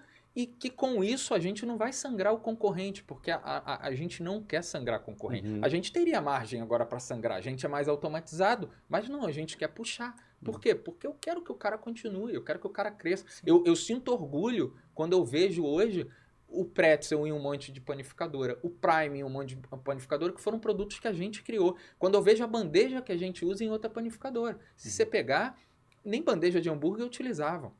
Eu utilizava uma bandeja lisa e botava as bolinhas ali e ia crescendo. Então, como o mercado foi evoluindo, isso é positivo. Você está gerando emprego não só para o empreendedor. Está desenvolvendo você também está uma desenvolvendo categoria, uma né? categoria e o Onde você é empreendedor está líder, gerando... Exatamente. Você tem que saber ser o líder daquilo ali. E você, Então, com certeza, é referência para muita gente Isso. aí. Liderança até nesse sentido, de Exato. pô, o Brad Maker é líder. Você olhou o pão do cara lá em Orlando e o cara olhou o teu pão. O cara olha teu pão aqui e fala, isso. pô, quero ficar nesse padrão E aqui. o cara vai fazer do jeito É dele. Então, assim, a gente troca com alguns. Tem um agora, uma panificadora até de Maceió, ele me procurou. Eu falei, cara, não consigo não dou consultoria, não é meu negócio, não me volto para isso, não quero me comprometer. Mas vamos marcar aí um bate-papo uma vez por mês. Eu Sim. te ajudo a te direcionar. E recomendei uma outra pessoa para ele. Que é um Legal. cara que eu confio de panificação. Falei, cara, vai com ele e acha o teu jeito de trabalhar. Porque não adianta tu copiar, tu tem que achar o seu jeito. Isso aí. E assim, você falou de Maceió e a gente acabou pulando um pouco da etapa aqui da pergunta, e a gente já está chegando nas finais aqui. Uhum. Hoje, como que tá Brad Maker em questões de Brasil? Assim, onde que a gente acha Brad Maker? Se você é uma hamburgueria que está nos ouvindo e conhece o produto e quer levar para tua cidade, como que vocês chegam, né? Através de quais canais, distribuidora? Tá em todo o Brasil, não tá? Tem plano de chegar? Então, a gente quer entregar em todo lugar do Brasil, mas a gente sabe que é um continente, é muito grande, é muito difícil a parte de logística, não é uma parte que a gente entenda muito. Então, assim, a KPL com certeza faz muito esse trabalho de disseminar o nosso pão a nível Brasil. Talvez seja quem faça com mais tentáculos aí, seja a E é KPL. o que acontece, porque quando a gente vai entregar lá, enfim, vou dar um exemplo, Tocantins, o cara tá lá com o nosso caminhãozinho lá, nosso uniforme, ele lê lá, Brad Maker, ele fala, vou ligar nessa empresa. Aí ele liga aqui na matriz e fala, eu queria comprar o pão da Brad Maker. Ele fala, então, a gente não tá entregando, a gente faz um trabalho de operação. Então, acho que e a gente tem distribuidores locais, né? Hoje a gente está presente já em 9 estados, em alguns com mais corpo, né? Como Rio, São Paulo, Brasília. Com lugares, representante mesmo ali. E até parte de logística, e por ser lugares mais centrais, mais fáceis de chegar. Mas no sul também a gente entrega, não até tão lá embaixo. Mas a ideia é que a gente consiga evoluir cada vez mais isso. Mas tem um desafio aí, né, Patrick? Porque o pão é perecível. A gente sabe isso que chegar. o shelf life do pão, ele é curto, né? Para ser um pão bom, ele tem que estar fresquinho, enfim, todas as características que a gente sabe. Para essas distribuições, é o pão congelado que então, vai... a como operação é que tem que ser um pão congelado e num modelo correto, que é o ultracongelamento, que é um modelo que a gente durante muito tempo não fez e agora a gente está mais firme nele, mas a gente não consegue fazer em grande escala ainda. Porque toda demanda que a gente faz de construção e de investimento na fábrica acaba saindo para o pão fresco. Então, a grande realidade é que os Porque a sua capilaridade ainda está no Rio, né? Não, e o distribuidor que recebe o meu pão, por exemplo, em São Paulo, ou a própria KPL, daqui a 2, 3 dias ele já não tem mais esse pão. Ele já distribuiu. Então ele vai receber o fresquinho. Então ele está com o pão dentro da validade da temperatura ambiente, que são 15 dias, né? Mas a gente quer cada vez mais investir também na parte de ultracongelamento, porque a gente entende que nós só vamos chegar no Brasil todo e escalar com o ultracongelamento. Porque aí o cara vai ter o distribuidor vai ter até um estoque maior, ele vai poder fazer a venda com mais calma e não só na demanda, né? Sim. Vai poder... E você consegue trabalhar o mercado. Que é isso, você frustra muito quando você fala, não tem o produto. Sim. E aí não tem porquê. É a ruptura. É a ruptura que você deixa. Então, eu falo muito isso pro pessoal lá. Eu falo, olha, hoje a gente teria que estar entregando 100% da operação aqui, 3,5 milhões de pães. Só que a estrutura não tem que ser para 3,5 milhões, tem que ser para 5. Porque a partir do momento que eu entrego para um distribuidor ou entrego para um operador logístico, os 3,5 milhões, ele vai acabar com isso mais rápido e ele vai me pedir de novo. Então, gera uma recompra. Eu sei que todos os distribuidores nossos não vendem 100% da capacidade. Sim, total. Porque o cara... não tenho. Peraí, vai chegar. Aí você perde 2 dias, vai perdendo 2 dias toda semana. No final do mês, você perdeu ali 8 dias. Então, você perdeu 8 dias da venda e aí você bota isso por 13 distribuidores. Então, mas é o passo normal, é tudo no seu tempo, tudo requer muito investimento. A gente sabe o quanto é doloroso esse crescimento e é muito doloroso na panificação, porque não são equipamentos que chegam de uma hora para outra. Você não consegue montar uma estrutura. A estrutura nossa que vai chegar de automação, para ser montada, demora 60 dias. Então, para ficar pronto demorou 8 meses, aí mais 60 dias. Então, Fora tem que que você ser tem muito que antes. desmobilizar uma fábrica e ir para outra. Né? Exatamente, por causa de espaço, a gente está fazendo essa troca agora. Então, tudo nosso é muito doloroso, então tudo nosso é muito normal. Eu falo assim, é normal faltar o pão. Porque a gente está sempre, a indústria está sempre correndo atrás da produção, né? Porque você faz o investimento, aí você visualiza, ó, vou ter esse investimento daqui a um ano. Só que você já está precisando dele hoje. E você já está vendendo, já está vendendo. Você chegou na tua capacidade máxima e aí você começa a tentar montar outros turnos. E o que eu acho que a gente não pode perder o foco é da qualidade. Então, isso foi uma coisa muito legal que durante o nosso trajeto, como a gente foi investindo em novos equipamentos, a gente sempre quando crescia, a gente ficava melhor. Crescia, ficava melhor. Crescia, ficava melhor. Esse foi um ponto positivo também de não ter aquela coisa assim, tá crescendo, tá perdendo a mão. Que a gente sabe que acontece, a gente perdeu a mão já em algum momento, mas não por causa de crescimento, e sim por causa de processos, porque não estava com o time ideal. A curva também, é o que eu falei, a curva de aprendizado, né? Você tá com uma máquina nova, você tem ali até pegar o jeito daquilo. Você montar o time ideal é você olhar para dentro do seu negócio e você falar assim, cara, todo mundo que me trouxe até aqui não é quem vai me levar adiante. E aí você tem que entender aonde você vai encaixar essas pessoas para trazer pessoas novas sem as antigas ficarem insatisfeitas. Exatamente. Eles compreenderem que a gente está indo para um outro patamar. Porque o Patrick que trouxe a Bradmaker até 2020, 2021 não é o cara que vai levar adiante. Por isso que eu preciso de gente. Não, e é engraçado que a gente até falou sobre isso no nosso episódio, né? E eu tava esses dias mesmo conversando. A gente fez agora a mudança, né, de CD e tal, e todo mundo só fala do crescimento. E a gente tá ali desesperado, porque a gente sabe que o negócio começa, de fato, a ficar muito grande. E você começa a ver que algumas coisas precisam mudar. E talvez até se desprender do próprio ego de... Talvez não vai ser eu que vai fazer essa próxima fase da empresa, né? E tudo bem. Né? E tem que estar tudo bem. Você vai ali pro conselho, vai ser um mentor de alguma forma. Continua sendo a tua visão, mas talvez no dia a dia você não é a melhor pessoa para fazer aquilo. E você vai aprender outras coisas na outra função. Então, é você tirar um pouquinho do ego e entender, cara, o que eu quero? Sabe? Se você me perguntar o que eu quero que a Bradmaker se torne a maior panificadora do Brasil. É isso. É isso. Independente se vai ser com o Patrick ou não, é isso que eu quero. Eu quero chegar lá na frente e ver o quanto eu melhorei como pessoa e o quanto eu consegui deixar um legado com a Bradmaker. Ponto, é isso. É botar ela lá para brigar com os grandes e falar assim, olha, mudamos, sabe? Fizemos diferente e com mais qualidade, porque eu acho que isso é um legado que a gente deixa, e é assim que dá para fazer. Porque se você entra no supermercado nos Estados Unidos e vai comer pão, tem um monte de pão bom. E aí, fazendo uma crítica, você entra no mercado no Brasil, não tem. O que você compra de pão bom? Aí você fala, bisnaguinha é uma delícia, mas podia ser muito melhor. Há 40 anos é igual. Então, assim, o mercado teve agora a inovação de algum produto, teve, mas poderia ser muito mais, sabe?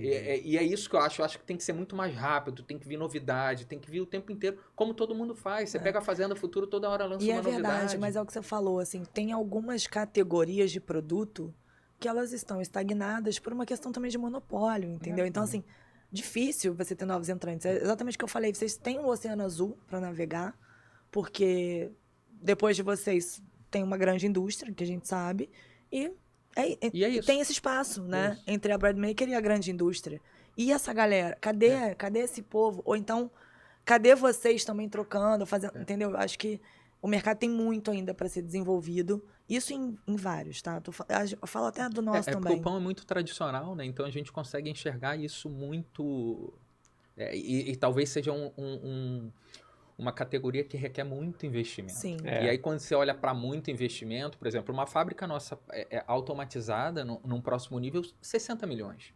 Aí você fala assim, e aí, 60 milhões? Se tu não botar um fundo para dentro, quanto tempo você vai demorar para juntar ou para conseguir financiar os 60 milhões? E assim, pra gente já... Você tem a sua última... Eu vou deixar a sua última pergunta do seu carro-chefe, mas antes, pra gente fechar as minhas questões aqui, eu queria saber o que a gente pode esperar da Bradmaker aí pro futuro. Você acabou de falar um fundo, uma nova etapa de 60 milhões. A gente sabe o quanto isso exige trabalho, inclusive trabalho seu, né? De me captar e sentar em rodas para conversar sobre isso, sobre esse sonho grande, né? No final das contas.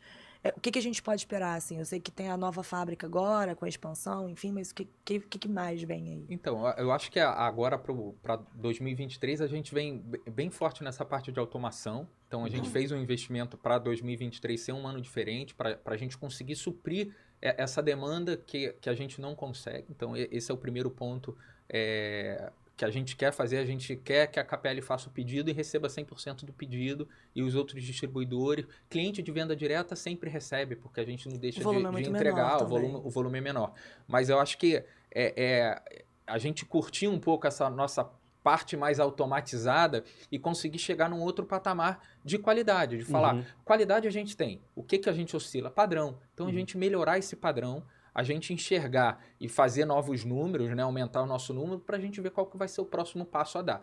O que eu deixo sempre de mensagem para o time é que, assim, a gente vai chegar. Não sei se vai ser em 5 anos, em 10 ou em 15 anos, mas a gente vai chegar. Ou talvez em 1, né? Porque vai que entra um fundo e muda tudo. E a gente vai chegar lá porque a gente tem isso muito claro na gente. E é muito legal você olhar para o externo, você ver pessoas de empresas maravilhosas querendo trabalhar na Brademaker. E eu falo assim, olha, quando entra, não é assim, é brabo, é uma pauleira, a gente tá tentando, mas a pessoa quer fazer parte daquilo ali, quer construir aquilo ali. Então, eu acho que vai ser muito legal lá, daqui a 20 anos olhar e todo mundo curtir e falar, cara, a gente construiu numa época tão difícil que tá sendo. Que tá sendo, a gente conseguiu construir, a gente conseguiu chegar. E eu falo, chegar em quarto talvez seja mais fácil, mas se a gente chegar em quarto, a gente busca o primeiro. É isso que tem dentro da nossa alma, assim, do nosso coração, sabe? Eu acho que a gente tem muito claro que o trabalho que a gente vai mostrar quando estiver lá em cima vai mudar todo o mercado, porque a gente, pequenininho, mudou. Você imagina isso numa proporção muito maior. E eu acho que talvez isso venha um pouco da minha cabeça de pensar um pouco fora da caixa, pensar... eu fico o tempo inteiro pensando assim, se eu fosse concorrer com a Brademaker, o que eu criaria? Essa é a minha pergunta diária. Sim. O que eu faria para concorrer com a Brademaker? E assim, legal que a tua missão é muito parecida com a nossa lá. E louco pensar, a gente tá aqui um de frente pro outro, que há 5 anos atrás a gente não existia. Isso é muito impressionante. Né? E assim, e o quanto a gente tá sendo parcela mesmo de mudança desse cenário, né? Porque a gente começa a sentir já os concorrentes se mexendo ou tentando fazer aquilo que a gente tá fazendo.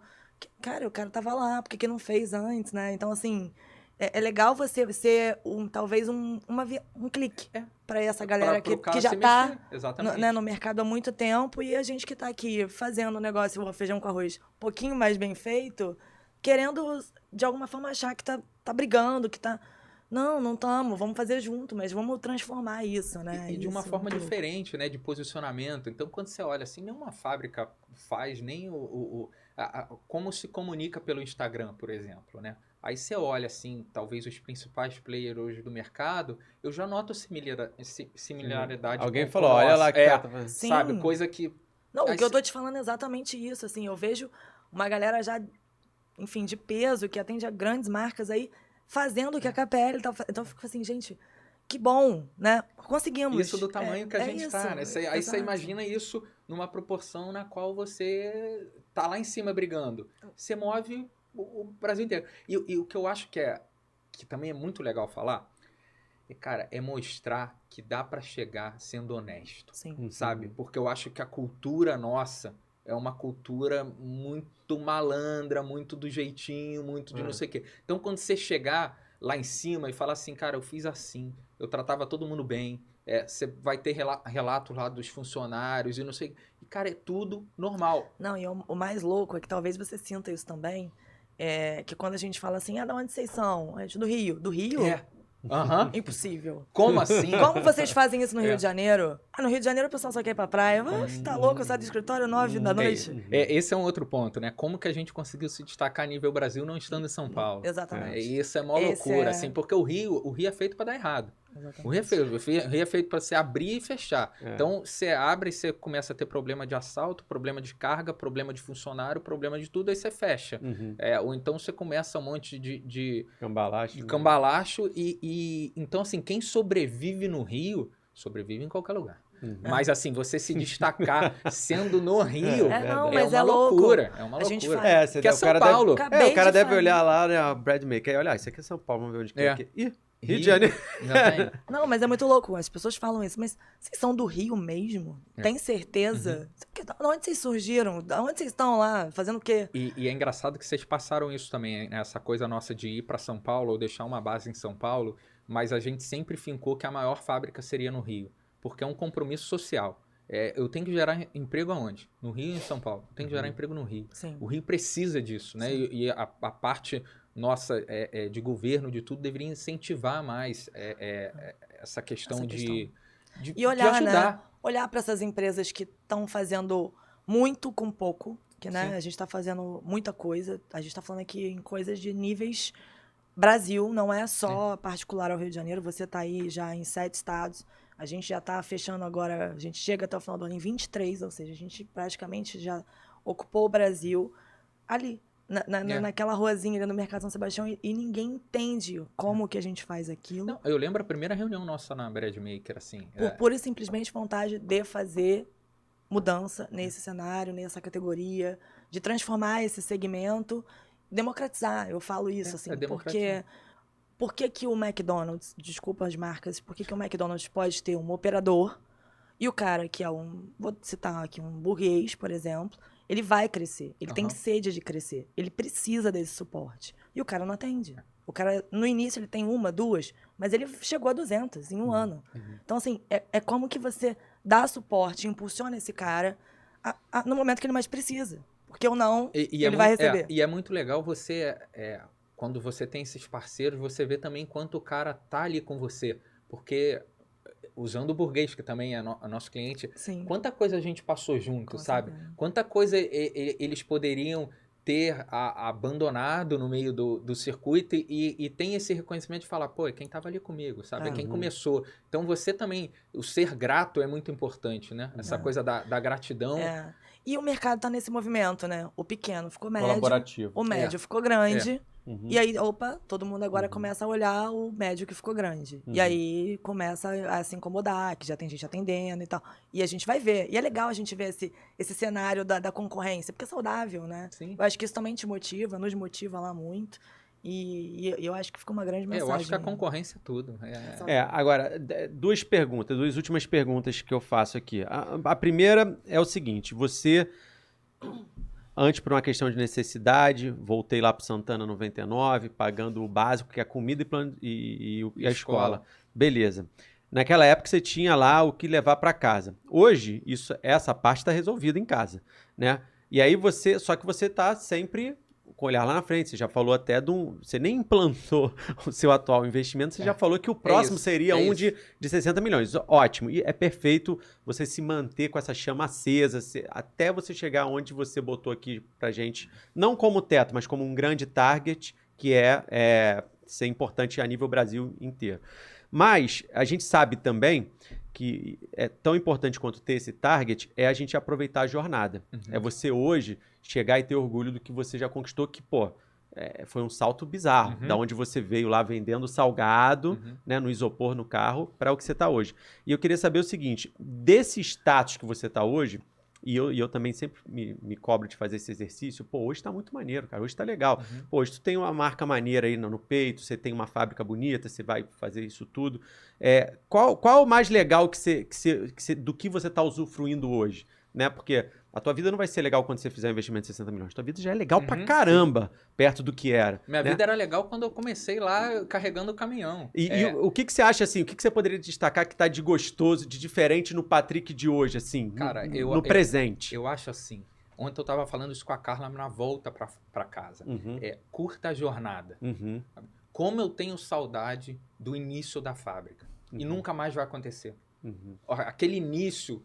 com os funcionários, de eu estar ali, E as pessoas acham que hoje eu saí por uma questão de que cresceu demais, e não é uma questão estratégica. Eu preciso sair para o negócio funcionar, porque senão só querem falar com o Patrick, e eu preciso dar esse organograma para a estrutura como um todo, e preciso pensar para onde a gente vai. Então, você curtir cada etapa é muito bom. Eu era feliz no Santana 99. Não tinha diferença para hoje. Mas o sonho, de repente, era o mesmo. O sonho era... Eu já sabia que eu ia chegar, não sabia como. Mas eu sabia, lá no Santana 99, quando eu decidi comprar uma fábrica, eu não tinha dinheiro. E eu ia visitar as fábricas, e negociava com os caras, eu não tinha dinheiro de onde tirar. Aí apareceu um empréstimo no banco, eu fiz, e apareceu uma muito barata também.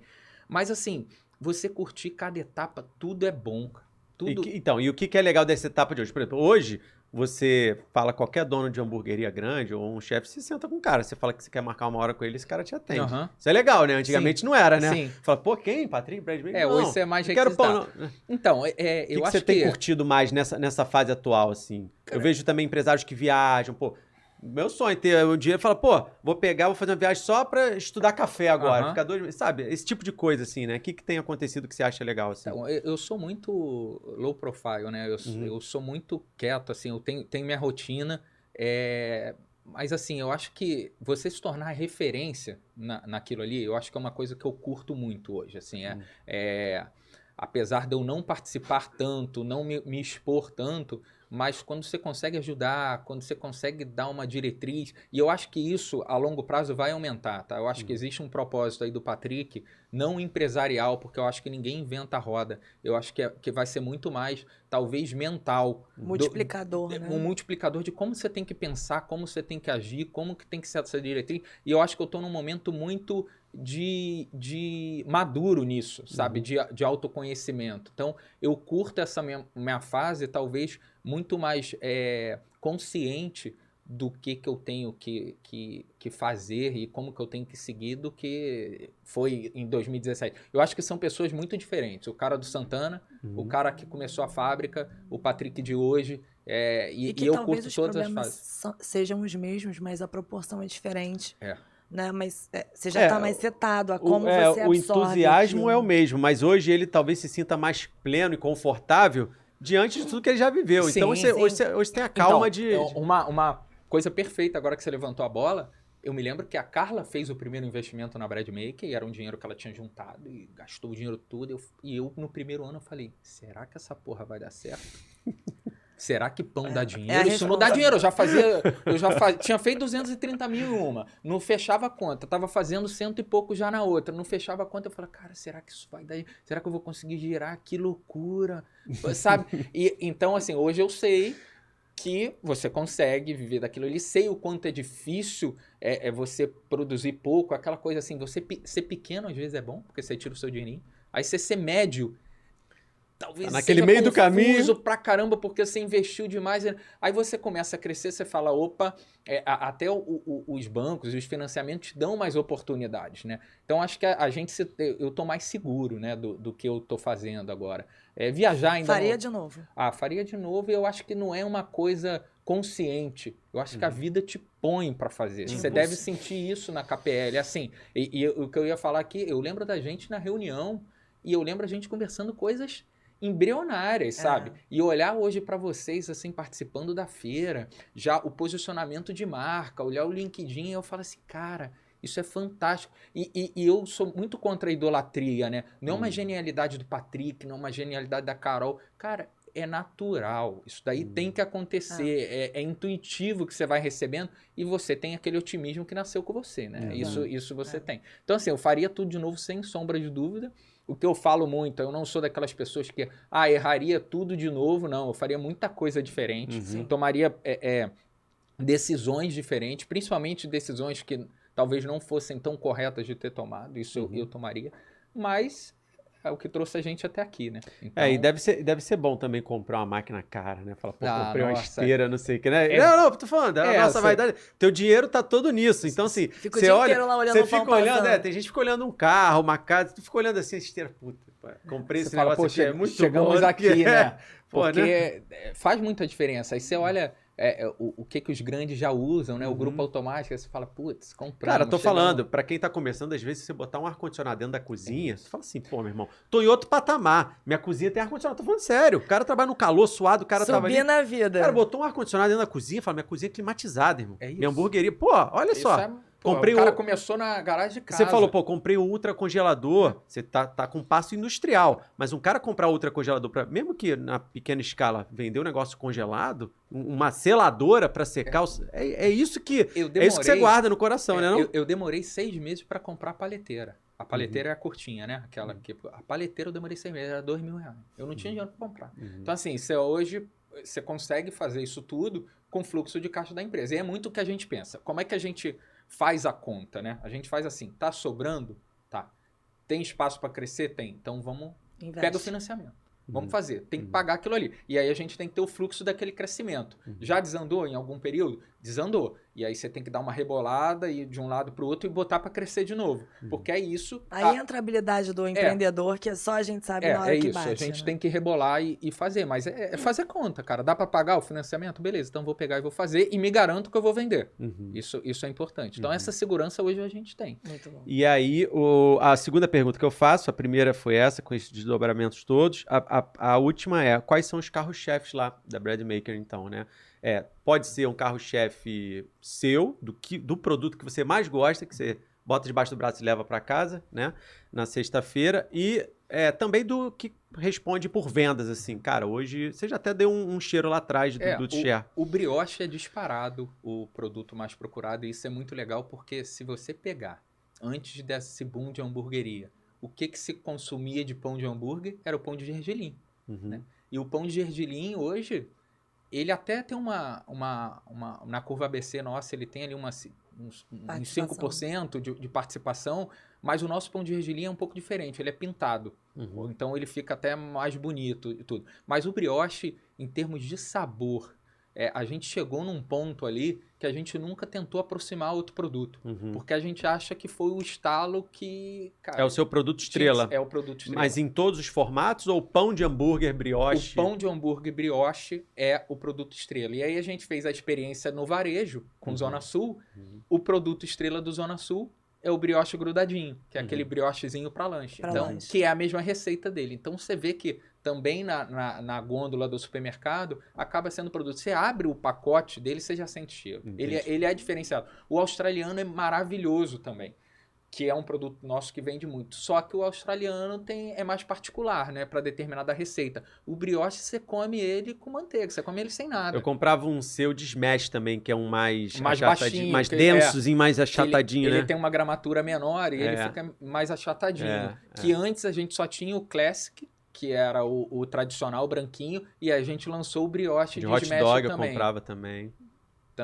Nessa operação que tinha com sanduíche. Então, assim, o brioche acho que é a menina dos olhos de todo mundo. E que foi esse produto que a gente foi lá nos Estados Unidos, caiu na nossa frente, e a gente entendeu que era por ali que a gente tinha que seguir. Nada por acaso. A panificação na parte de pão de sal, você não faz nada. A gente faz um pão, que o pessoal fala muito do pão do Madeiro, né? E é isso que até em virtude dele. Assim, é um sucesso, todo mundo quer o pão do Madeiro. Ainda ontem um amigo me mandou mensagem e falou, pô, eu tô fazendo um sanduíche, queria o pão do Madeiro.